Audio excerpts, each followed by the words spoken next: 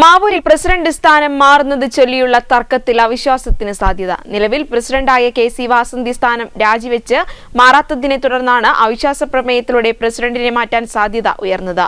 ചൊവ്വാഴ്ച വൈകുന്നേരത്തോടെ തന്നെ അവിശ്വാസ പ്രമേയം സംബന്ധിച്ച വിവരങ്ങൾ പ്രഖ്യാപിച്ചേക്കും.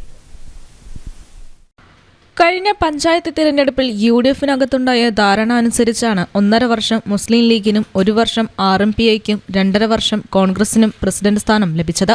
മുസ്ലിം ലീഗിന്റെയും RMPIയുടെയും പ്രസിഡന്റ് പദവിയുടെ കാലാവധി നേരത്തെ തന്നെ പൂർത്തിയായിരുന്നു.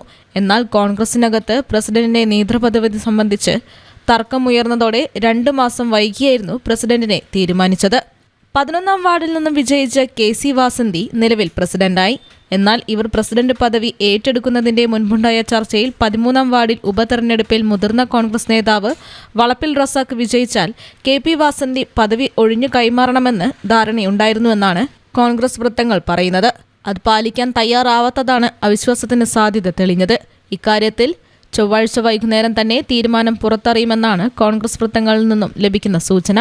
നേരത്തെ കോൺഗ്രസിന്റെ ജില്ലാ നേതൃത്വവും UDF നേതൃത്വവും പ്രസിഡന്റായ കെ.സി. വാസന്തിയുമായി നേതൃപദവി ഒഴിയുന്നത് സംബന്ധിച്ച് നിരന്തരം ചർച്ചകൾ നടത്തിയിരുന്നെങ്കിലും അവർ തയ്യാറായില്ലെന്നാണ് അറിയാൻ കഴിയുന്നത്.